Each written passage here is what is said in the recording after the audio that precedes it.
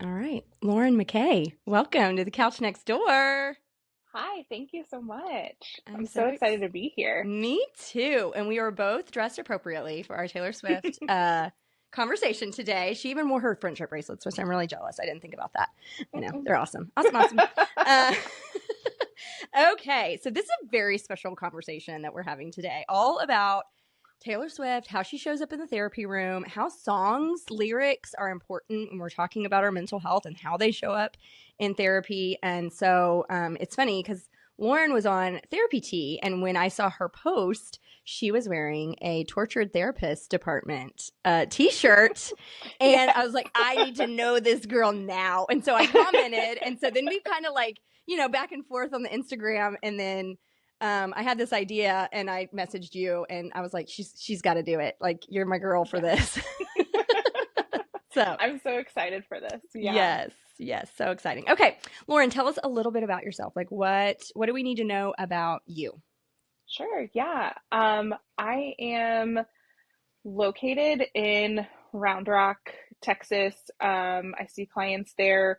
I'm also licensed in Colorado, so a Mm-hmm. lot of people do kind of the Yeah. exodus from the Austin area and move to Mm. Denver, I Mm-hmm. feel like. Mm-hmm. And so I needed to kind of look into that. And so I got licensed in Colorado, the easiest licensing that it's I did so it much too. easier. I did it recently It's too because I had a client that moved to Colorado. Yeah, So easy. so Yes. much Yeah. easier than Texas.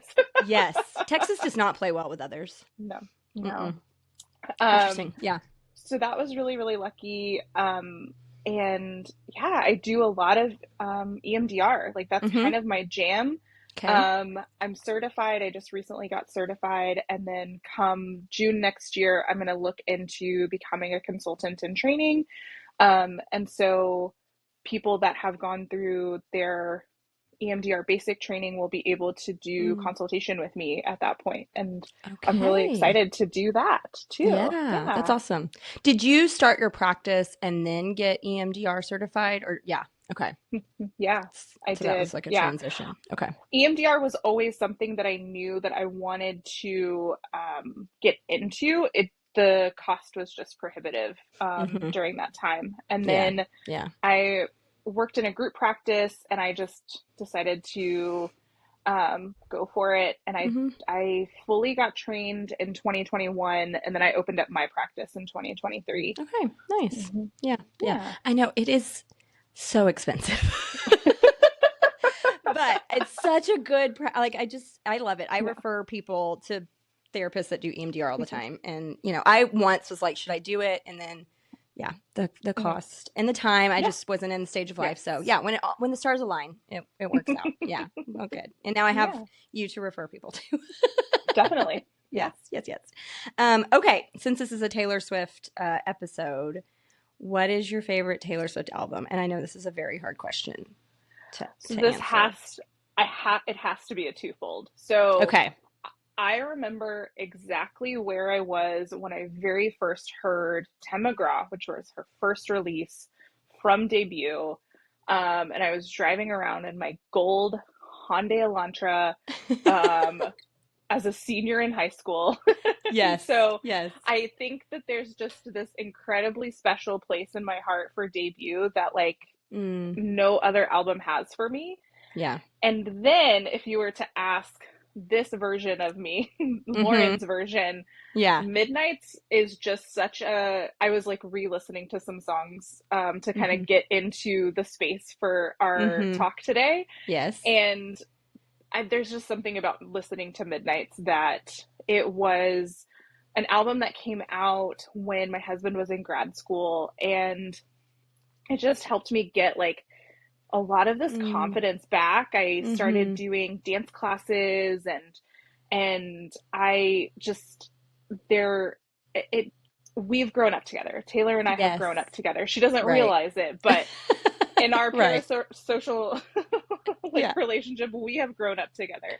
And and I think that Midnight's just holds such a special place. And there's something about it being the last era Mm, that she did at the eras that just like there's just mm-hmm. so much like you get so pumped at the end of the concert. And so Yeah. um And so so it's twofold. I have to go with Debut and Yes. Midnights. Okay. Okay. Do you have a favorite like song or like top three? Oh, I goodness know that's a gracious. hard one too. Yeah.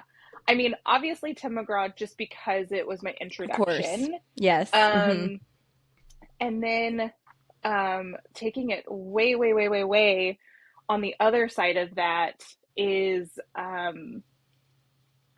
I Can Do It With a Broken Heart. And Mm-hmm. then, we'll take something from the middle. Wildest Dreams was I did the instrumental version for my bridesmaids to walk down the aisle to. Oh, I love that. Oh my gosh, that's Um, amazing. Okay. and then just a Fantastic. random offshoot is that anytime the song Lover comes on in our house, my husband and I stop everything that we're Oh. doing and we Uh-huh. dance in the living room.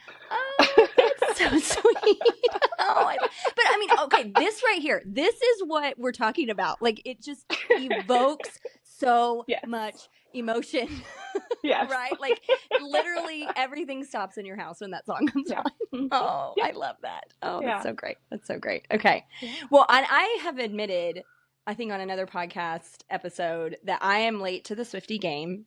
But you all have welcomed me with open Yeah. arms, even though I'm a latecomer, which I'm very appreciative of. I was just very stubborn. Like my very best friends love her and have loved her for a very long time. And they just kept saying, what is your problem? Like, why you would like her? You would like her if you would just listen to her. You would like her. And I just couldn't get over the fact that she was country first. And, Sure. Yeah. I got some things about that. So I did not want to get left out when all my friends were going to the Eras tour. And so I jumped on the bandwagon. I listened to everything so that I would be prepared for that concert. And I was prepared, and it changed my life. Like that concert. It was first everything. Of all, it was everything. And she, if you don't even like Taylor, she is the hardest working person. I mean, for crying out loud. Like the fact that she put on a 3-hour show, really no stopping, like just bam, bam, bam, bam, bam. Right. Singing, dancing, everything. I mean, everything. She did everything. It was amazing. Yeah. So just even that. And the preparation, the preparation that she did to get performance ready for that and to be on her feet for 3.5 hours. Like it is wild. Yes. And then you see like the random things of like, oh, she is getting sips of water. That's nice. Like I had like, I read Reddit posts on how to prepare because I did not want to have to go to the bathroom one time. During that show. We had the same conversation. My group of friends. Yes. Yes. No, we went to the bathroom. Like we had to strategically go to the bathroom because we are 40-year-old women that need to pee all the time. So like, yeah, no, we had to be very strategic about that for sure. It was sips of water. It was not gulps of water. Like it was very, very like, yes, absolutely. But, and to speak about like just how great the Swiftie community is. So, so good. We had tickets to night 3 in New Orleans. And so we were so excited. We had nosebleeds. We were just like, we are going to be in the room.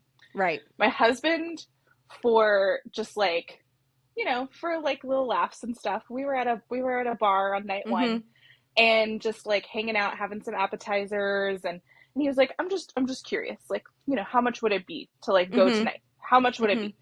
And he like starts pulling it up and he's like, we can get floor seats tonight. No. And I was like, what? I was oh like, there's no way. And he sat there, got us floor seats for night 1. So we did night 1 and night 3 when she was in New Orleans. I did not have my outfit. I did not have my makeup done. I did not have anything. I didn't have my friendship bracelet. Oh no. And so, right, because y'all were just at a bar hanging out. Oh no. So there's this table of the cutest little like 7-year-old girls, and they're like, are you a Swiftie? And they hand us some friendship bracelets, which was the sweetest. Yes. We haul butt to the Superdome from that bar because we had an hour to get there, and it was it didn't take an hour to get there. And I'm standing in line for the bathroom, and there's this girl that's complimenting this other girl's makeup. And she's like, do you have any more of those face jewels? And she does. And I was like, do you have any more of those face jewels? Yeah. And so she gives me a whole sheet of face jewels, and it's like Oh, friendship bracelets and wow. face jewels, and like, and Oh just, my it was gosh. so great. Wow. And I was just like, oh, this community is the absolute best. Yes. Yeah. No, that is something that really stood out to me just for it being my first Taylor concert. Like, I mean, everybody's so happy to be there, but they're also so happy that you're there, Yeah, like that we're all in this absolutely. together. And and there's got to be an element of like what you were saying, like watching her grow up and watching her journey, and all of us being in that room, like cheering her on because we want her to, fight the patriarchy and fight, getting her music back and all of that. I mean, she's somebody you really want to cheer for, and we get to do that collectively with each other. Yeah. Oh, that is such a great story, though. What a beautiful representation of humanity. We need more stories like that. Yes. Definitely. Yeah. Oh, I love that. Okay. So rant time. What is your rant for today, so we can get to know you a little bit better? Okay. All right. Let's just talk about unsolicited advice. Ooh. Okay. Yes. It happens so often. And I'm just, I think that it's hard because I think that clients come in and they sit down and they talk, and they want us to kind of share about that. When I am outside of the therapy room, I don't want to hear what you think that I should be doing about something. Yeah. Thank you. I don't. I pay somebody to tell me I mean, what to my do. therapist doesn't tell me what to do, but well, I pay somebody. Right. For that kind of I feedback. pay somebody for that. Yes. Yeah. And so can we stop with that? That would be great. Like, let me tell you if I am open to unsolicited advice. What do you think it is about people that feel like they have the entitlement or audacity to give advice that's unsolicited? Well, it's so interesting because oftentimes I find that it's about things that people have no experience with beyond like peripheral. Like, it's not like it's not them doing this particular thing. I'm in a lot of spaces where, I follow a lot of parenting things because I have a lot of parent clients. Right. And so I just find that there's so much space where people are telling other people how to parent. And it's like, and a lot of times these people are not parents. Well, and let me tell you something. Even if they are, they're not parenting your kid. So they don't know how to do that. Like, I will go to Dr. Becky and look up the good inside stuff. Like, I will get that information and put it and give it to my clients who are asking me for this feedback and space and recommendations and referrals. But like, let's not just tell people like what to do with their stuff. Let's just stop. Okay, so as a therapist, what I guess, how do we redirect the conversation or set a boundary when somebody forces their advice on us? Oh my gosh. What do we do? It's so hard, right? Because I try so hard to be outside of the therapy space to not be a therapist. Yeah. And so it can be so complicated. I guess going in with curiosity of like, like just, hey, I'm curious about what makes that so important to you right now? To tell me that, right? Yeah. What's coming up for you? Yeah. I love that. Yeah, I think it's okay sometimes for us to put our therapist hat on when we're out in public. Yeah. I think that helps me sometimes to keep regulated. Not go off. Yeah. And it's okay to set a boundary and say thank you. Yeah. And I'm gonna go over here. Yeah. Right. Yeah. Oh my gosh. Yeah, unsolicited advice. That's a good one. What can you think of? Like, what's the worst unsolicited advice you've received? Oh gosh. Let's see. That one's a tough one. Um, I think things that I've read in the parenting spaces are just like about how people decide like what car seat they're going to use or what Mm, stroller they're going to use or like oh my gosh, like don't use that bottle. And it's like mm-hmm. what is and I'm Yeah. just like reading this as a non-parent myself and Right. just being like Right. I don't Why? Right. I nannied Mm-hmm. when I was like 20 something. Yeah. Mm-hmm. I mean, all of that stuff was just there. I didn't get to decide what Mm-hmm. bottles were used or what Yeah. stroller I had to use or Yeah. what car seat was in my nanny kids had and stuff. Like it was Yeah. just like, oh, that's just a part of this and Yeah. I'm not going to tell people what to do about that. Um Yeah. yeah. Well, and I feel And like so, there is definitely I don't know, a hierarchy or something like with those kinds of things. And so like if you have this bottle or this stroller or whatever, like mhm, it presents as though you have it all together. And so right. I think a lot of times that's why those things are Mhm, pushed, but who freaking cares? mhm, It's a stroller. right. Like, Right. it's got Yeah. to go through whatever to be Yeah. put on the shelf. So it's safe. I Just will drink do through it. my Stanley cup that doesn't make anything actually colder than a Yeti or an Yeah. Arctic or whatever the Yeah. brands Yeah. are, Yeah. but society told me that Stanley That is right. the way that I Yes. should go. I know. I know. Oh my gosh, so funny. I remember when I was engaged, and I think this is a very common piece of Mhm. advice that you get when you're about to get married is don't go to bed angry. And I remember Right. going to therapy with my husband, and she was like, "That's terrible advice. Like it's okay if you go to bed angry. Like sometimes you Yeah. need some space from Right. whatever the thing is, because maybe the Hmm. next day it's not going to be quite as bad." So Right. she was like, "That's fine. You can go to bed angry." Yeah. I was like, thank you, Yeah. because that is not a reality Yeah. for us. We are going to be going to bed angry. There was so much feedback that I received on planning my wedding of just like Oh, who you're supposed to include and how this is supposed to look and you know do you yeah, do the seating chart, do you not do the seating chart? And it was like, oh my gosh, like yeah, I can't yeah. even Too much. real flowers, artificial flowers, buffet, no buffet. Yeah. I I can only afford what I can afford, I'm guys. right. Like I don't know what to tell you. Right. Right. Yeah. No, people have a lot of opinions of how you're supposed to spend your money, right? Yeah. It goes back to like the Yeah. stroller thing. Yeah. Oh my gosh. Yeah. Okay. People don't give people advice unless they specifically ask you for it. Okay? Right. Like this is your PSA on how to Yeah. be a better human. I will specifically ask my friends, family, hey, are you open to like hearing some feedback about this? Are you Yes. open to hearing some Right. advice about this? Unless it's my Mhm. husband, then I just like go off the handle or whatever. But Yeah. he's used to it. So Yeah. Yeah. I mean, as a therapist, I do a Yeah. lot of problem solving. My husband is a software engineering engineer, so he also does a lot of problem Mm-hmm. solving. So there's Mm-hmm. some times where it's just like, I just want to vent right now. Please don't try to fix Same. this. Same.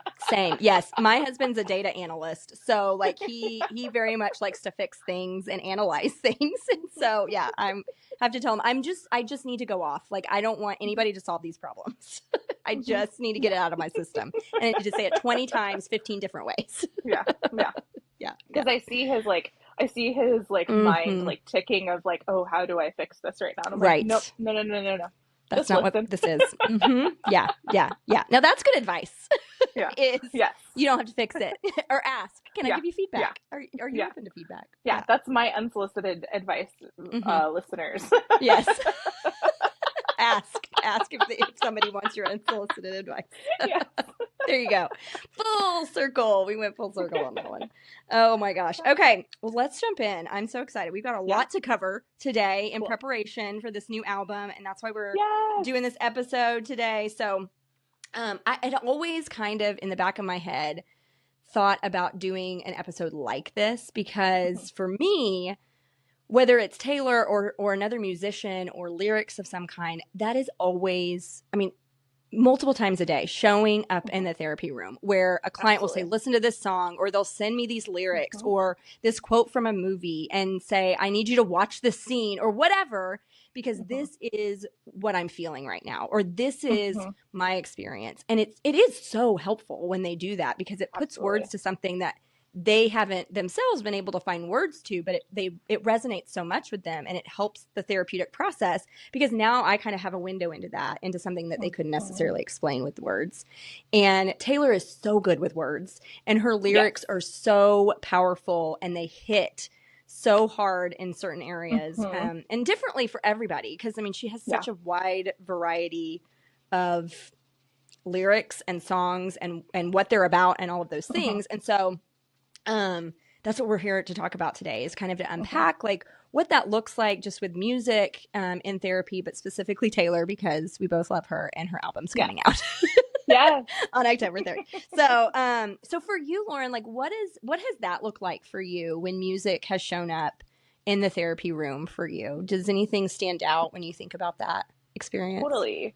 One of the classes that I took in grad school was by our department head, Dr. Thelma Duffy. And so she wrote a book on creative outlets for grief specifically. Mm-hmm. And one of the biggest um, kind of projects that I remember from that was all about like incorporating music into somebody's um, experience with how they manage grief and how they're kind of showing Yeah. up in the therapy room around their grief. And Mm-hmm. so it's something that I still use to this day. That particular assignment is something that I still use. Mm-hmm. And I don't have a lot of my like grad school books left over, but that is Mm-hmm. one that I Yeah. refuse to get rid of. Like it was Yeah. just it's chock full of just some of the most amazing ways of like Mm. managing grief in the therapy space, especially disenfranchised grief. Mm. Um, and so I think that that's been a really important way. When I have clients that show up that are Swifties, Mm-hmm. I can kind of say to them, "Hey, what you just described reminds me of insert Taylor Swift song," and they're like, Right. "Yes, you get it." Yes. Yes. Uh-huh. And that's been really freaking cool Mm. of like what you just described reminds me of this very particular song, and they're like, yes, Mm-hmm. that's exactly what it reminds me of as Mm-hmm. well. And Yeah. so then we kind of talk through, yeah, what is behind that, what's Mm-hmm. coming up for you, what feelings are you like, what physical sensations, what feelings come up when you think about that song, where were you Yeah. when you first heard it, how old were you? Yeah. Right. Yeah. Yeah. Well, and that also I think speaks to the community of Mm-hmm. Swifties, right? Like, you know, we're experiencing these lyrics, but then we're also able to see ourselves in them. And firstly, I think language matters, right? And so when certain Mm-hmm. words are used, they feel really powerful and we can feel them just Mm-hmm. in our bones.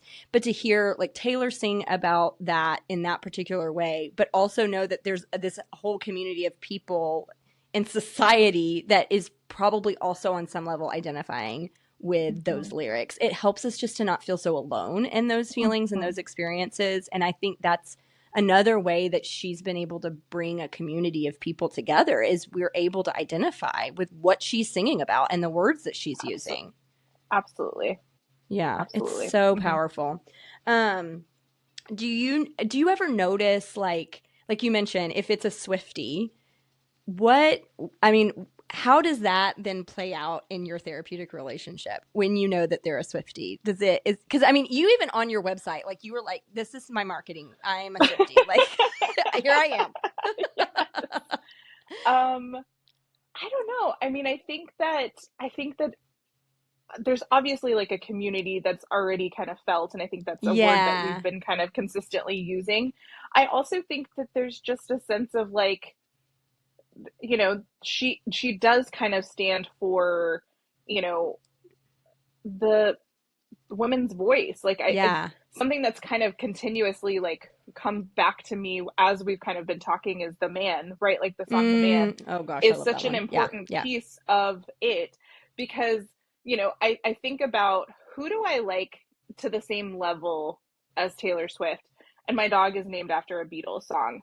And like Taylor Mm. Swift is our Mm. Beatles, like Yeah. like is our Yeah. Yeah. generation's Beatles. Like Right. she has transformed through so many like musical genres and has reinvented herself, and it's exactly what the Beatles did too. Yeah. And so So true.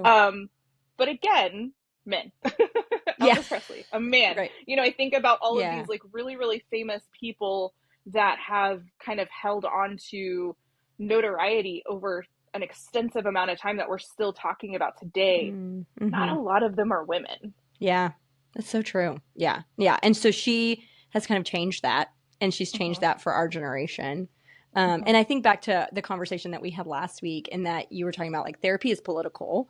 And, Mm-hmm. there's people that might argue that, but it is because of the work that we Mm-hmm. do and the people that we sit with and the space that we give them. Mm-hmm. And I know that at one point for Taylor was kind of like a tension that she was sitting in, and she had to decide, am I going to be quiet or am I going to stand Mm-hmm. up for my community, right? And Right. even to be able to see her step out in that, I think is inspirational, and I think Mm-hmm. also speaks to like what she's singing about and what she stands for. She's also walking out, and I Yeah. think that really hits for people Mm-hmm. too, I Yeah. think. Mm-hmm. Yeah, because I think that her political stance comes back to, you know, the rights of a woman, right? Like I think Mm-hmm. that that's specifically what she stands on. I don't know that she necessarily is like I am I am 100% behind this particular party. I think that it has more Sure. to do with like Right. what am I allowed to do as a woman? And she, you know, Mm-hmm. she talks about in um Lavender Haze, like, you know, Mm-hmm. they want her to go back to these 1950s roles Right. and stuff like that. And, you know, we see that, right? We're seeing that play out Mm-hmm. Mm-hmm. in front of us right Right now of now. like Yeah. where are women supposed to be? Yeah. Um yeah, I mean there are people that are in positions of power that do not think that I should own a business right now. Right. Yeah. And that I Yeah. should be in my kitchen and Yeah. not doing this Right. podcast. Right. And that Taylor Swift should keep her mouth shut, right? Yeah. Yeah. And we are better for it when she doesn't do that, right? Like, Yeah. come on. Yeah. Oh my goodness. Mm-hmm. Okay, well so we're talking about Taylor kind of out in the world. Can we speak to, I mean, kind of like, I know we don't know her, but we feel Yeah. like we kind of know her, right? Yeah. What have you noticed? Like I mean, she's had to face adversity, right? Like, she's a celebrity. There's been some tough things that she's had to deal with. Mm-hmm. What is your perspective on how she's handled that? And, Mm-hmm. what that sort of portrayed for women, for even young girls, and, just for society to be able to see Mm-hmm. somebody like her be able to face that and face that with integrity. Yeah. I think that she has faced adversity in a very human way. So, like, she has not faced it perfectly. She's been petty.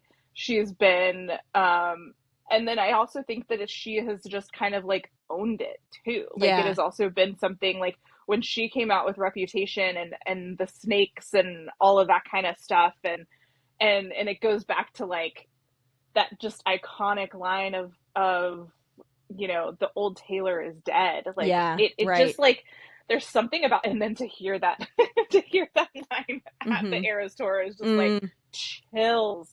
Yeah. But yeah, I mean, she is unapologetically just human because all of us are petty and all of us are having difficult at times taking accountability, but then like we're able to come back a couple steps later and be like, yeah, I could have handled that a little bit better. But it's so hard when we live in a society where if we hear something like a recording by Kanye and Kim,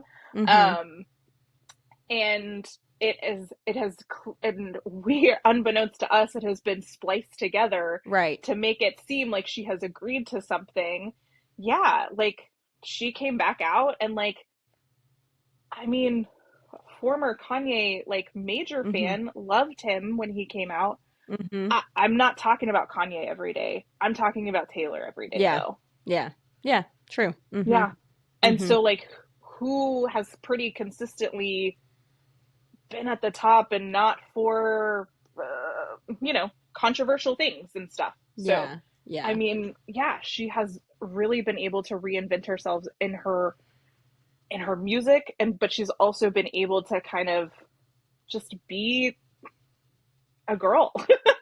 Yeah. Well, and I wonder if, I think there's got to be something to that her, I mean, in the therapy world, we talk about how values guide us, right? Brene Brown like preaches on that, right? And so if we adhere to our values and we're true to our values, then we feel like our most authentic self and we're going to show up as our best selves. And I bet Taylor has done that, because I think she does show up as a human. Like you said, she's not doing everything perfect.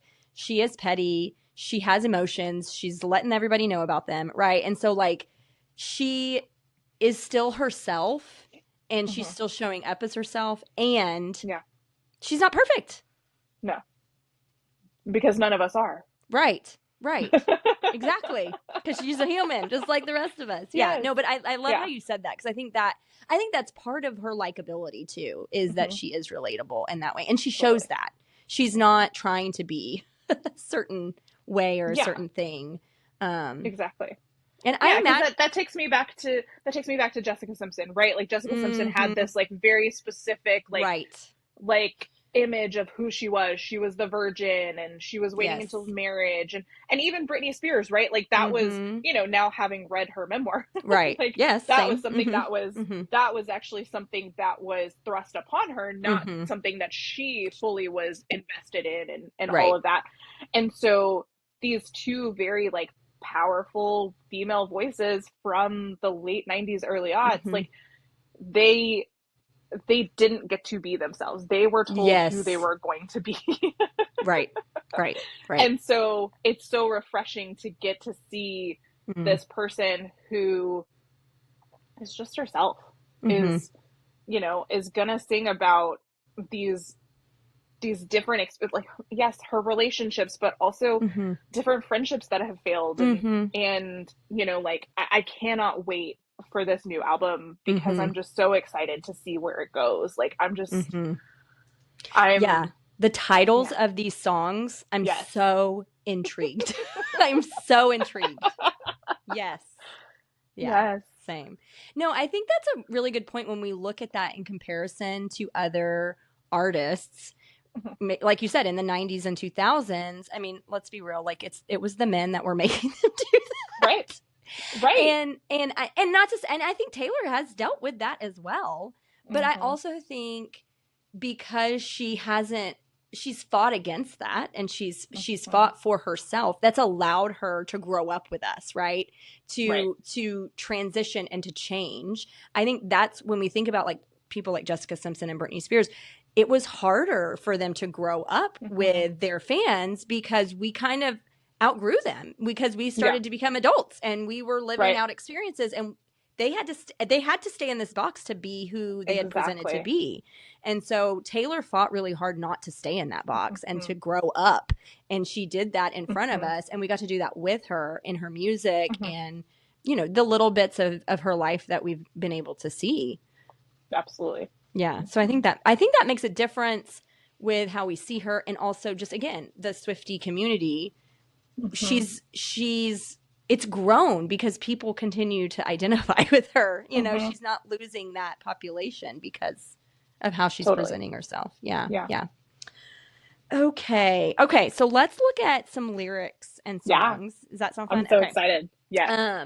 So I went on Instagram and I asked, people to give me songs or song lyrics that helped them to feel seen or created some like really big, strong emotions for them. So I want to start. Let's start with the lyrics. Okay, so here is the first one.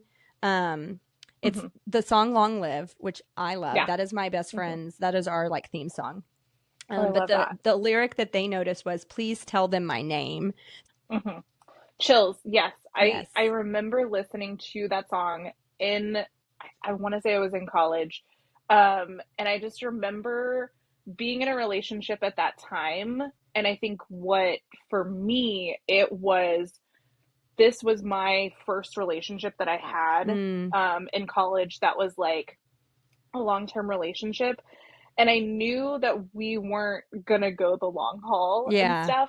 but I think like there was just something about like, I really hope that when he has children one day, that like the way that I saw our relationship, Yeah. like, just, show them like how much fun we had, like show them like the things that we did. I'm like getting teary-eyed just like thinking about this, but yeah, like tell them my name, like that just that was a part of your life. I was a part of your life. You were a part of mine. Like, and it was important. Yeah. And that's one of my friends, like that's one of her favorite songs, and it reminds her of like a really amazing time in her life too. And I remember when that merch came out. When she did Taylor's version.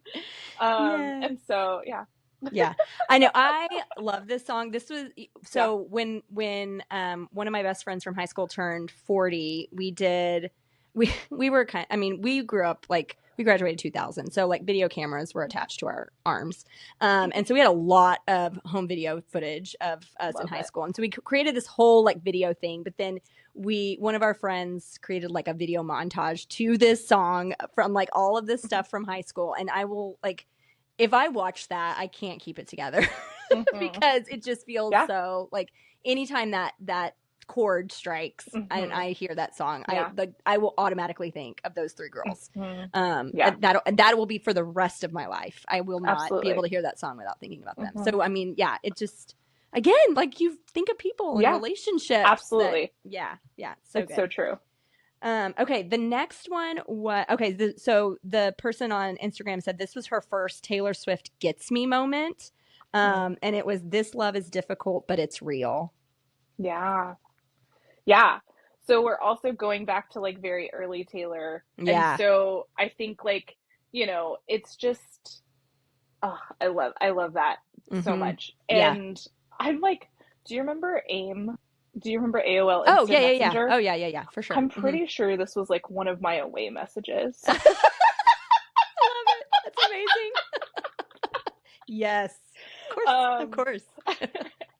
And so, I mean, when you're thinking about first loves and you're thinking about like just early relationships and stuff like that, like there's so much you don't know. Yes. Right. And so you're fighting about, and not even like fighting, but you're arguing or having these misunderstandings about things. And so, but it's also like, but it's not these like high school relationships, right? And so like these college or these early adulthood relationships, they just, there's a realness to it. There's an authenticity to it that you don't feel in other relationships. And so I think that's where that kind of rings true for me with that lyric. Well, and I love, like, I think this represents such relatability because relationships are hard, man. Like, they're so freaking hard. And so, love is difficult and it's real. Like, those two things are coexisting, and it doesn't mean like it's wrong or fake, but it's hard. It's hard and it's real, and we're doing it. Yeah. And I mean, and it doesn't have to be like first relationships too. Like, obviously we can experience these in marriages too. Yes, as, things change, Absolutely. I remember how hard it was when my husband was in grad school and then, and then when he was out of it, it was just like, we just had more time together, and this is so great, and then what does it look like when you have children? What does it look like when those transitions happen? What does it look like when they go off to school for the first time? And like, you're kind of navigating all of these things. Like, relationship is difficult. Love is real. And it is just so good. Yeah. Okay. This one. So All Too Well, 10-minute version. Thoughts? Do you have any initial thoughts? Cause this one is so casually cruel in the name of being honest. That's the quote that this person noted, but I mean, that song, I swear to God, like, so much emotion in that song. One of my really good friends, she was my maid of honor in my wedding. We do this at karaoke all the time. Oh, do you? To our friends' dismay. And it is such an emotional song. And yes, this particular lyric is just, like there's so much gold in that song. Oh, like, yes. You kept me like a secret, but I kept you like an oath. Like, it just hits because again, it reminds me of those early adulthood relationships of just like, I was so into this and Yeah. you were so not. Not. Yeah. No, but I mean, but remember when this song came Mhm. out, like the 10-minute version, Yeah. and the scarf, right? Like the scarf Yes. is like everybody's talking Yes. about the scarf, and does he still Yes. have the scarf? Right. Yeah. And what is the scarf a real scarf, or is it a Right. symbol for something else? Right. Like, Right. yeah. Yeah. Yeah. hmm Yeah. Exactly. Yeah. I know that's the hmm thing. I think that's the other thing about her songs, like Yeah. taking them literally or figuratively. But either way, like they hmm still mean something. Like those Yes. words mean something. We may not know exactly what they mean, Yeah.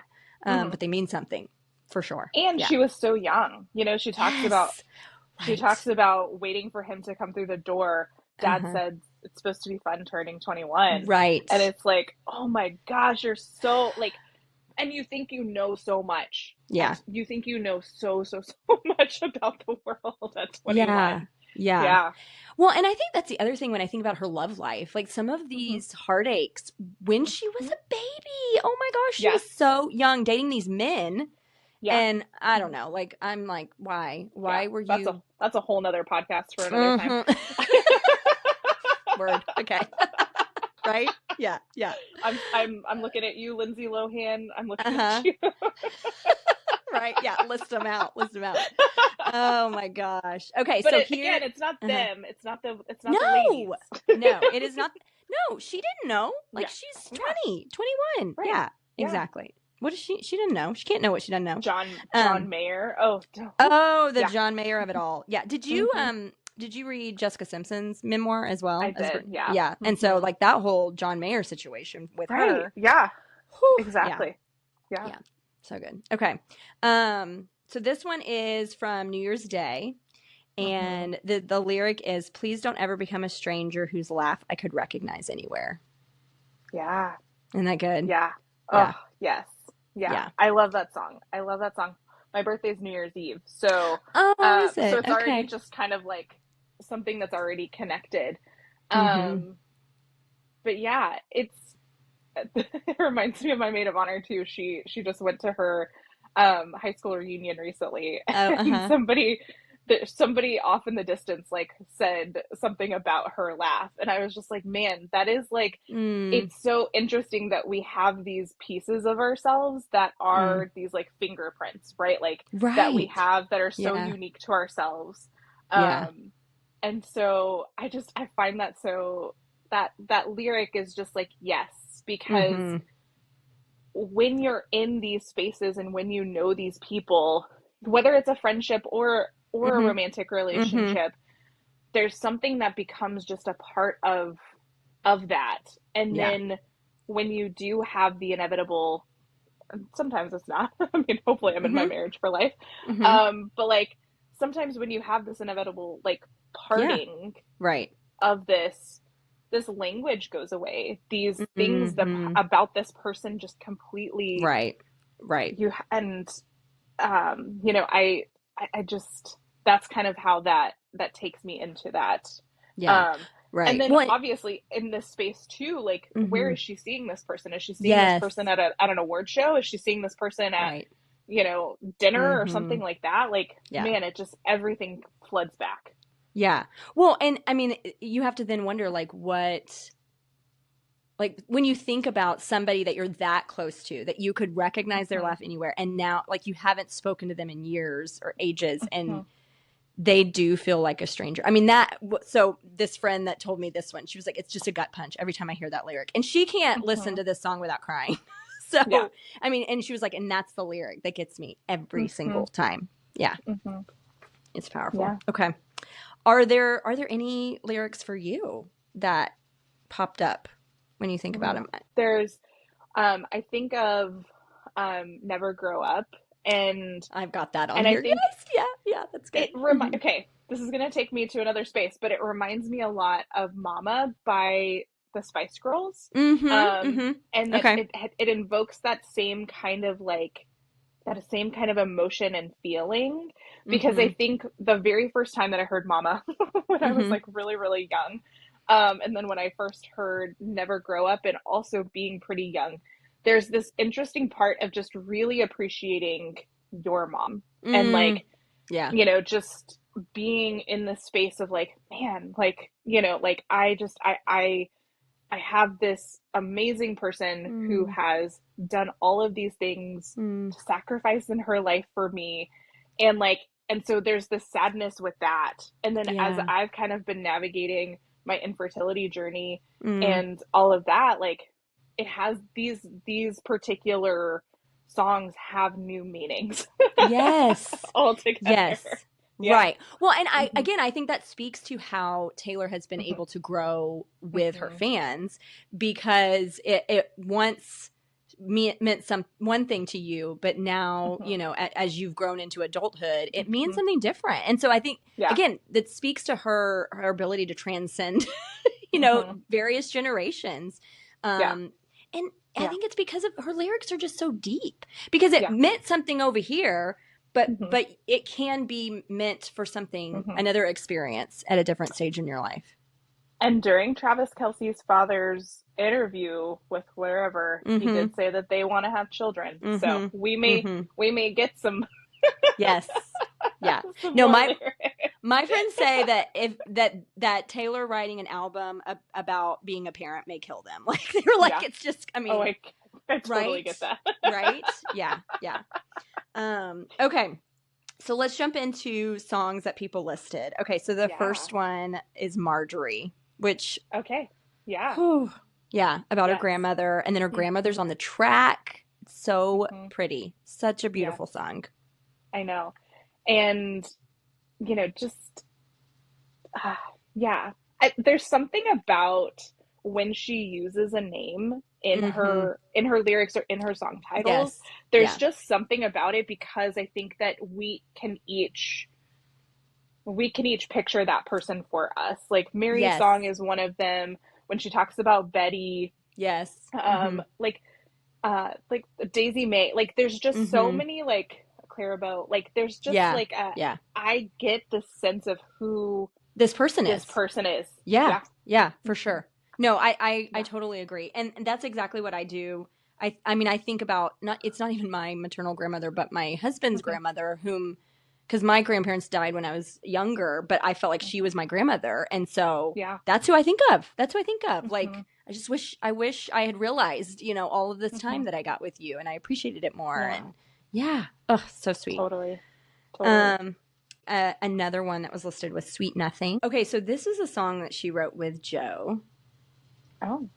What do you think about the Joe Alwyn of it all? Like, thoughts? What do you think of their relationship? You know, these two people are incredibly public and in our face and all of that. And I don't know that she got to be 100. And this is all like from a visualization, right? Of course. Like, right. We have not spoken with her personally to know how. Yeah, exactly. This is all speculation. Allegedly, as we like to say. In, in those spaces. But I think that like there is, I think you can't talk about the Joe Alwyn without it, of it all, without examining the relationship with Travis Kelce, of like just going down on the field after he's won the Super Bowl and like having this just very amazing embrace and kiss and going to these football games consistently and rooting. And then when she's in the heights and she's like, I had no idea what she was like, I thought defense and offense played at the same time. Like I didn't understand.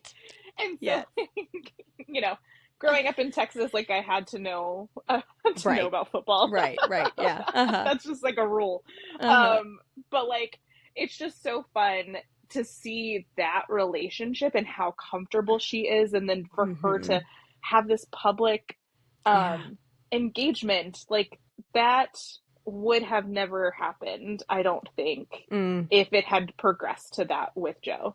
But I also think that there was a sense of sadness too when that relationship ended, because I think that, I mean, it was around the start of like Eras. Yeah. when we found out about it anyway, Right. was the start Right. of the eras. And so I think um I think that's one of the spaces is I don't know that that's exactly what she wanted. I don't think that she wants to have an incredibly public relationship where Mm-hmm. she's talking about them all the All the time. time. Yeah. And she wants to support her man, and then he wants to support her. Mm-hmm. And every other word out of each of their mouths are not about the other one. And that's what a relationship is, right? Like it's Yeah. not it is that they are a significant part of our lives. Mm-hmm. And so I think that she gets, again, unapologetically human. Like this is just Yes. like Right. this is her sweet spot. This is Yeah. and she got to be engaged for 2 weeks before she even had to tell, Yes. the public. And Mm. so like again, like she's getting to do things on her time, and she's getting to have the agency with that. And I don't know that she had the agency Mm. with that in that relationship. And so we see that through some of Yeah. her lyrics. Right. And so yeah, I mean, there were other relationships that were in the public eye because that's what you did back then. Mm-hmm. But yeah. Yeah. Yeah. Mm-hmm. I mean, I'm going a little off of the songs, Sure. but I'm curious. Tortured Poets Department. Mm-hmm. It seems like that album is much more about Matty Healy than Joe Alwyn. Sure. Do you Mm-hmm. agree?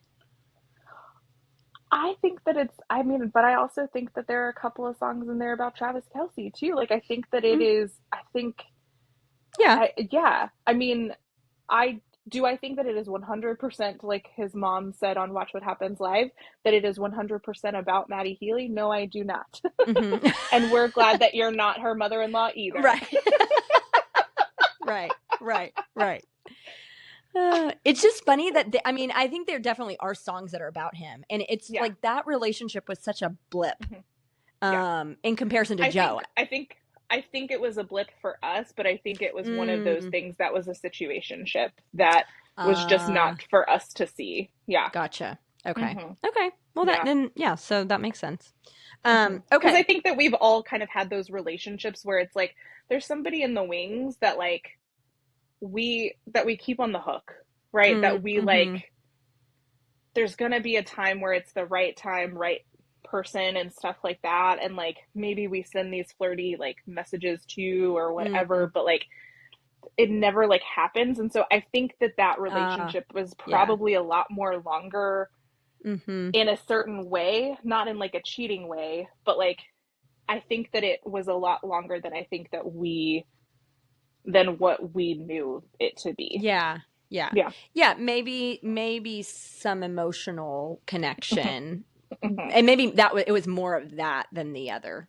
Yeah. Okay, so the other song listed, "Tolerate It." This is another friend said she also can't listen to that song without crying. That I remember like watching her perform that at Eras. Yeah. Oh, so good. So my version of Eras didn't have that. And the Disney Plus version does, which is really great. So I've been able to see it. Okay. on a screen. I've seen the performance of it. We got a Tortured Poets Department like at the New Orleans show. Nice. And so there's songs that are cut. So like Long Live is one of the ones that's cut, which is really like a bummer. The Archer is one of the songs that was cut. And so there are these like songs that it's like, man, I couldn't wait to hear that song. Yeah. And then we also got like additional, and so that was really nice. You got some good stuff too. Yes, you did. But yes, Tolerate It. That particular story that she performs at Eras Tour is just like, again, it's something that I've definitely felt in a relationship before. Same. Yeah. And like, and then just also to watch her act this out while she's singing these lyrics is just like, it really did. Yeah. Well, even, again, language matters. That word tolerate, that's all that we feel in this relationship is that you're just tolerating me. You're just tolerating everything that I'm doing for you. And I'm feel like I'm putting all of this into it, and all I'm getting is just toleration. Yeah. Exactly. Yeah. Yeah. I mean, I think her word choice, like sometimes I'm like, how did she come up with this? Right. Like her word choices are just so spot on. Yeah. Okay. Well, what about for you? Like, what are some songs that strike up big emotion for you? So one song that we talked about last week was I Can Do It With a Broken Heart. Yes. I know that this particular song is something very specific for her, and it's, you know, like her, you know, going through the motions and going through and performing, and, you know, she's doing all of these things. For me, when that song came out last year, it was right around the time that I went through a miscarriage. And so it's really, really interesting because, like, the song meaning and what she put it out for had nothing to do with how I interpreted it. And that song really, really helped me through that, because I showed up every day for my clients, and I didn't take any time off, and I just I smiled through it, and I did the things that I needed to do, and it wasn't the way that it's not how I would encourage clients to do it. Sure. And Yeah. you know, it was just that song. I listened to that probably every single day during that was time. your anthem. And yeah, absolutely. it was. Yeah. Well, and again, it speaks to because of the way that she, like her lyrics and the word choices, I think it also gives the listeners some creative privilege to interpret it how they need to. And again, I think that's how music plays such a part in mental health. Is if you, I mean, here's the thing: if you resonate with it and it feels like representative of how you're feeling, then let it, right? Like, don't try to analyze it too much and wonder, well, is that what it's meant for? Who cares? Like, if it feels something to you, then let it. Totally. Like, that's powerful and that's helpful to our mental health. That helps give language to it and awareness. So I try to encourage people, like, because I'll have plenty of clients who'll be like, well, I have another song. And I'm like, share. Yes, please. Yes. You know, because I think sometimes they feel silly, like they can't come up with those words. But no, like this is a way to use it for for good and for healthy communication about how you're feeling. Absolutely. Yeah. Definitely. Yeah. No, that's such a good one. So that one, like, really, like, strikes for me. Enchanted is also just one that, like, just... there's just something about it. I just feel it deep in my bones. And when that song comes on, I just feel that. And then there's also Our Song, which is really funny because it takes me back to my, like, last high school relationship that I had. And I remember playing this song for that particular partner and just being like, I think that this just really rings true for us. And he was like, yeah, me too. And so, like, there was nothing, like, inherently wrong in that relationship or anything like that, but it just fizzled out eventually. And, you know, like, so I look back on that song and I'm like, yeah, that is our song. I really, really love that. Mean is another one that I think about. I love the lyrics of that song, and it goes back to that, like, humanness that she is, right? It's right. And you know, like, petty isn't the right word, but, like, there's a little bit of just, like, you know, you're gonna be sitting in a bar one day and, like, you're gonna see me on that TV and you're just there and I'm here. Like, yeah. Like, well, because don't we want that? Like, for somebody that maybe didn't treat us right, like, we want them to see us and realize that they screwed up. And regret it. Absolutely. That's what we want. That is a very relatable sentiment. For sure. Absolutely. Yeah. Those are the ones that kind of pop into my head right now of just like, I mean, and then just Tim McGraw, like, that is just such a, because I did grow up listening to country music and because, like, that was such a big part of my life. Listening to Tim McGraw and that particular song, but knowing that there were other artists that I listened to and just being like, that would be the song that I would listen to, and that would remind me of this relationship. Yeah. And now that there's so much to pick from with Taylor, I have those songs with like style. I can exactly picture the person that I was Yeah. seeing at that time. Yeah. Wildest Dreams, the same thing. Lover with my husband, and like that just being such a comforting song for us, and all of that. Long Live, like that reminding me of my first college relationship, and just like all of these spaces of like, there's so many things that like take me to these different relationships and like different times. A song that she wrote, but she didn't originally record, is called Better Man, and Little Big Town, I think, is who put it out first, and then she put it on Taylor's version. And that was one of my like last grad school relationships, and like that song, because there wasn't this like closure in that relationship, like that particular song, when I would listen to it, would just be in tears, because it was like, yes, this is exactly how I feel about this relationship. Yeah. So, well, and again, it's so interesting when you think about any songs, but maybe particularly Taylor songs that create this connection to somebody in your life. And like you said, I mean, automatically that's where I go. Like, I know who that person is. I know what part of my life that was. I remember it like it was yesterday because of that song, and what that does to our memory, when we are connected to music in that way. Yeah. I know that there is one song. I have a friend that she literally can't listen to, and it's incredibly sad, but Soon You'll Get Better. Do you know about her mom, and that song is hard to listen to. When I think about, and even thinking about what we know she was probably going through, and I mean, just read the lyrics. It'll probably make you cry if you haven't listened to it, but because even if it's not, we've all had that in our lives too, right? Like we've experienced that in some form or fashion. And so like for her to put that out there and be that vulnerable, and I think that that's a big part of human connection too, is that vulnerability. Right? Like, for sure, we're asking our clients to be vulnerable in this space. We want our friendships to have vulnerability in them. And so like, again, she's just continuously like modeling this behavior for us of like, it's okay to be human, and it's okay to experience this, and at times to talk about it. Right.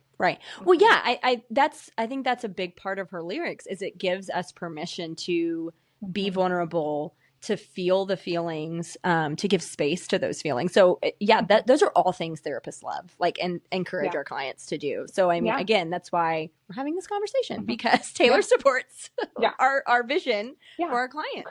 Keep bringing songs to your therapist, guys. Yes, keep doing it. It's amazing. One of my favorite songs of Taylor is Mad Woman. And I like it because, I don't know, I have been known to have a temper. I feel like in my older age, I've been able to get it under control and regulated.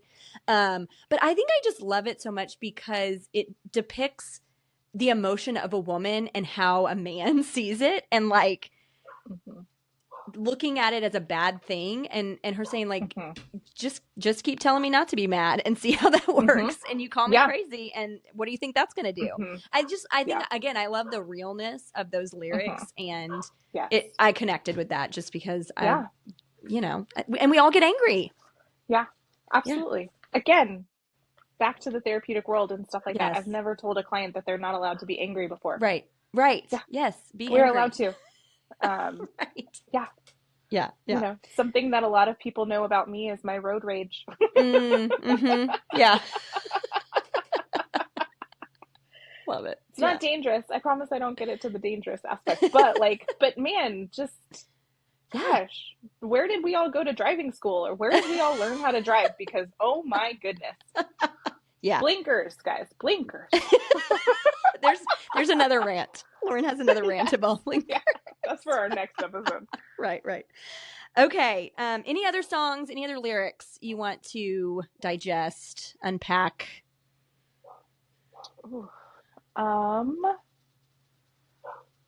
Let's see. Um, I think, you know, something that I wrote down were just kind of these songs about specific things that she had particularly like talked about. So there's a line where she brings up her like melancholia and Mm, sterility. And mm-hmm. so her to then, you know, any sort of mental health issues she doesn't talk about in like Yeah. early albums. Right. And then we're starting to kind of get into that. Mm-hmm. Um, she was a functioning alcoholic, right? Like, Mm-hmm. so we're starting to get some of these pieces in, you know, Midnight's and Tortured Poets Department. Mm-hmm. And then who knows what Life of a Showgirl is going to Yeah. bring Right. us to. Right. Right. We see a lot of body image issues. Mm-hmm. We see a lot of weight Yeah. discussed. Yeah. And, you know, and then my favorite and anti-hero is when she brings up covert narcissism, right? Yes. And so like, Oh, that's so good, right? Yeah. How do you yes, fit that in a song? Taylor did it. yeah, Thank you. Thank you, Taylor. absolutely. Yes, yes. Yeah. And so like these are all just like such real and timely things, right? So like some Mm. of these things are in fact pieces that we're talking about and Mm-hmm. that are either buzzwords. I mean, I feel like narcissism is an incredible buzzword that's Buzzword right now. happening. Yeah. Yeah. Um, and maybe maybe the person that you're talking about is just an asshole, right? Like Yeah. maybe they're not a Right. Yeah. narcissist. Like, yeah, Yeah. They like may not be come on. diagnosable, but yeah, still not great. Uh-huh. Yeah, for sure. Um, but those are the things that kind of, you know, pop into my Mm-hmm. head Mm-hmm. um of Yeah. like of specific lyrics, specific songs, and again, like kind of the realness. And Mm-hmm. because I mean, I don't think that singing about these things was cool 10 years ago. And you know, and now Mm. we also have Olivia Rodrigo talking about like Yeah. relationships as well, and we also have her being really real. Yeah. And I think that these are spaces too that like some of this is because Taylor Swift has opened these doors for us to, and I Yeah. say us, I'm not going to Well. start singing, guys. Y'all don't want that. Um, but for like other female artists to kind of come Yeah. through and feel confident singing Mm. about relationships that didn't go well and all of these things. Mm-hmm. But again, it puts a realness to it. And Yeah. it helps for clients, I think, like the people that I work with and other people that are listening, Swifties that are listening to her music of like, man, she gets it. Yeah. Like Yeah. Yeah. she's talking about sadness or she's talking about, you know, like, and I think that it's easy for us to look at specific bodies and be like, you can't have that. You can't Mm. be Mm-hmm. being in the public eye though. Like, come Mm-hmm. on. Right. Right. Yeah. Well, Mhm. I mean, I think it also speaks to like what you're saying. We've got up and coming artists like Olivia Rodrigo. Taylor's opened the door, and I think it appeals to the public Mhm. now Yeah. for artists to be vulnerable. I think Yeah. it, whereas before in the Britney Spears era, the men Mhm. in charge of her didn't want her to show her real side. No. That made her a wild card that people may not like her. But I think, Right. I don't know, we're smart. Like, we're smart fans. Mhm. We want to see the real person, as real Yeah. as you can offer to us. Yeah. Because that helps us to feel connected. And I don't know, I think Mhm. connection is everything. And I Well, think and that's, as real as you have a comfort in being yeah, with your yeah, fans and stuff like that too. Like, yeah, you know, I mean, it, it's hard to not talk about Taylor Swift and then to also talk about football. But like, you know, we think of football also as being, you know, this very like macho and like, you right. know, we Yeah. hit people and all of that kind of Mm-hmm. stuff. But that's even a space where we're seeing like, you Mm-hmm. know, representation that is really, really helpful too, of like, you know, these different athletes that have strong, um, you know, positions with specific charities or Yeah. spaces that Yeah. are really, really important to them. And Right. a They're lot of being those more are also, real about that than yeah. they may Mhm. have been felt like they Mhm. could be, right? Yeah. In the past. Mhm. Yeah. Oh yeah, Yeah. for sure. Mm-hmm. And so, I mean, and, you know, TBIs and concussions and all of that kind of stuff Mm-hmm. is the first thing that kind of pops into my mind. But Mm-hmm. there's also spaces where there are a lot of athletes that are talking about PTSD as Mm-hmm. something. They're talking Yeah. about, you know, cancer and like, you know, Yeah. these different places that they're representing, you know, and so it's just like really lovely to see these different space or domestic violence. Like you can't talk Mm-hmm. about football with also out with Right. without Right. talking about domestic violence. Like that Yeah. is also something that happens a lot Yeah. in that space, Yeah. unfortunately. Mm-hmm. Um, and so like it's nice to see that again, these people that I mean, their one job is just to show up every Sunday from Mm-hmm. September to February, right? Right. Right. Like, Right. Right. Yeah. Yeah. Yeah. Yeah. but for them to also have a voice for these Mm-hmm. vulnerable Mm-hmm. populations as well. Yeah, yeah, for sure. Well, and I mean, it takes somebody going first, and I'm not saying Mm-hmm. that Taylor is the first one to do that, but No. I think she is somebody that does it and does it well and does it consistently. Mm-hmm. Yes. And I think that's what sort of Mm-hmm. stands out. Yeah. Yeah, yeah. Okay. What about this new album, Life of a Showgirl, are you most excited Yeah. about? I mean, these lyrics definitely. Yes. Yeah. I cannot wait to see this movie premiere that is Hmm. happening. I have no idea what to I expect. know. Did you get tickets? Are I'm, you going? yeah, Yeah, yes, same. Friday. Yeah, same. Yes. Yes. We'll have to Totally message each planning other on after. yeah, Yeah. And yeah, debrief. Hmm. totally planning on wearing my Eras outfit. Oh, awesome. Love it. Yeah. I need to figure out what I'm going to wear. Yeah, yeah. So I mean, even if it's just like a black screen with white lyrics and stuff like that, I'm like, Fine. that's just the entire thing. Take my money. Well, because you know what? We're all going to be in there and we're all going to be together and it's going to be a good Yes. hang because it's going to be Yeah. a bunch of Swifties and we're all Yeah. happy about it and we're all Yeah. excited. And so, yeah, take my Yeah. money. I'm here for Yeah. a good time. I know it'll be a good time. I Yeah. don't think that it's going to be that simplistic, but even if it is, No, like we're it will okay be with money that. well spent. Right. Yes. Yes. Amen. Amen. Yeah. Yeah. No, I mean, just seeing, like, I think that's I think that's what we're all excited about. These lyrics. Yeah. Just to see the song Yeah. titles. I'm very Mhm. curious the vibe. Like, I have a feeling it's Yeah. going to be a lot more upbeat. Right. So I'm But excited I think about that. but I also think that it's going to be like Tortured Poets Department 2 in some aspects too, where Okay. like it is going to be that poppy, but these lyrics are also probably going to be like, ooh, girl, like you Yeah. just did that. Yeah, yeah. Well, and you sent me, which I love those Instagrams Yes. where they're like Mhm. these individuals are listening to Taylor Swift for the first time and like really listening to the lyrics. They're like, oh, she just Yeah. said that. What? They're so Yes.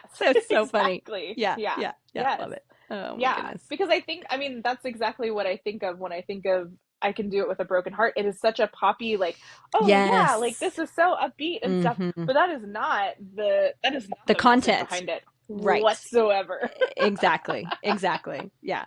Okay. So we're therapists. Yeah.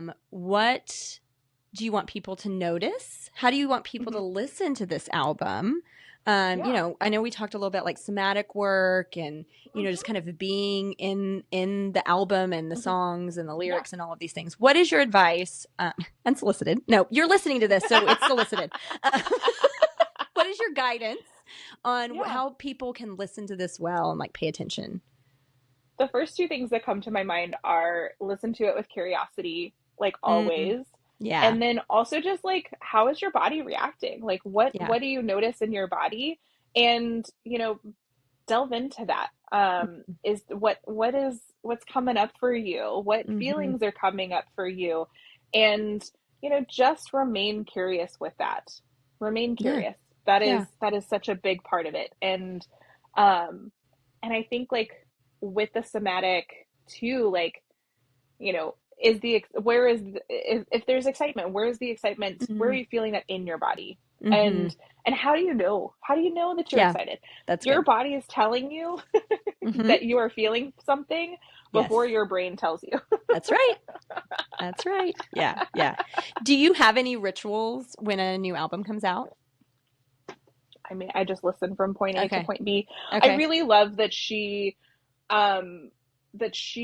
like appealed to Spotify and was like, hey, can you take the shuffle off? Like, I want Mm, people to listen the from way my that first it's, song, the mm, way that I've put this out. And yeah, I mean, and that's how, I mean, that's how vinyls were like back in right, the day. Like, you right. listen to it, you listen to side A and then side B, Mm-hmm, and mm-hmm. like, and it was a story. And Yes, that's how right. she puts these out. That's what she wants you to do.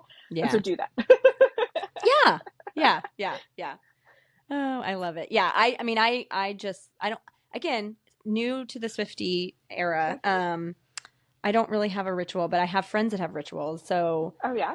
two of my friends that are very much night owls, Hmm. they usually will, like, if it's like a midnight release or whatever, like anytime that there's been Hmm. like a release like that, they will stay up and then they text Hmm. in the group chat. And so then me and my other friend will wake up and see their whole recap, which Hmm. we're like, please include us. Like, even though we're sleeping, we want to wake up Yeah. and see how you Hmm. divulged all of this together. Exactly. But usually they will like debrief together. Hmm. And then my other friend, what she likes to do is she likes to go through and read the lyrics. Oh Um, yeah. so then she Hmm. can, like, she wants to like know what the words are and get the Yeah. words in her brain. And, sometimes she'll even like, Yeah. she'll listen, but a lot of times she likes to go back and read the Yeah. lyrics, which I really like that too. And that's what I really appreciate about Taylor too, is I remember in the 2000s, early 2000s, like that was something that you just like didn't include in your CD jacket for whatever Right. reason. And Right. like, I am such a visual like listener. Same. Like, Yeah. Yeah. I want that. I want to see, and that's where she also puts her Easter eggs too. So like, Yes. it's also Right. it's also Right. a Yeah. space of like, why is that letter capitalized? Mm-hmm, mm-hmm, right. Yes. She does hide those things, doesn't Yes. she? Yeah. I love it. I love it. All right, Lauren. Well, is there anything that we didn't cover that you wanted to chat about that we didn't get to? Um, the only thing that I will like sign off saying is like, I have loved Taylor Swift so long that there was a Halloween costume and I Mm-hmm. dressed up as her and I drew out a guitar. This was, oh my gosh, this was so early. This was like maybe Fearless was her Okay. latest album. Yeah. So she had debut, and then I think she had Fearless out. And I had that guitar that I drew out for the Mm-hmm. longest time, Mm-hmm. and I don't have it anymore, and I'm so sad about it. But I Yeah. drew teardrops on it. Oh, I had a picture on it that I had burned the wow. edge Mhm. of, and like it was just, I was like, yes, like Yeah. this is everything. And Uh-huh. I'm so Uh-huh. sad that I don't have it still to show my children one day. Uh, do you have pictures? Do you have pictures of I it? do have pictures. I do have Yes. pictures. Okay. Yes. Okay. Yeah. Good. Good. Good. What was your era's outfit? Now I'm curious. What did you wear? I wore a um, jumpsuit that was very, very sparkly, Love a and I jumpsuit. Yeah. had sparkly Yeah. Of makeup, and course. I think I put like hair clips in, and then yeah, had a full arm of Yes. Yeah. friendship Bracelets. bracelets, Mm-hmm. and had to wear some hokas because I was going to be Yeah. walking a while. But Right. Of um, course. All right. Well, how do you, I always like to end. How are you taking care of yourself well? I think self care is important as yeah. therapists. And I think Taylor Swift helps us in that area. But for you, as just a Mhm. human in the world, how do you take care of yourself well? Yeah, I mean, I really try to leave work at work, Mm-hmm. and I utilize, my Fridays as kind of this type of stuff where Yeah. I'm connecting with other therapists, grabbing coffee, doing my doctor's appointments, like Mm-hmm. that kind of Right. stuff. Yeah. Yeah. Being consistent with that, but like the top three things are daily coffee. Yes. Um, Okay. Acupuncture has been incredibly Mm. helpful of like Mm-hmm. taking care of myself. Mm-hmm. Um, and yoga. I absolutely Mm. love yoga. Yeah. And that's been really, really helpful. Good. Yeah. Hmm. Awesome. Okay. Yeah. Well, if somebody is interested in having a Swiftie therapist like yourself and they live in Texas or Colorado, how do they find Yes. you? My website is the best way to get a hold of me, laurenmckaylpc.com. Okay. We'll put it in the show There's notes. there's a contact form in there. You'll know you're at the right place because of tortured therapist department. Yes, look at her shirt. Yeah, it's amazing. You hooked me with that. You hooked me with that. So good. And I'll also link Lauren's episode on Therapy Tea, because you were on Therapy Tea as well.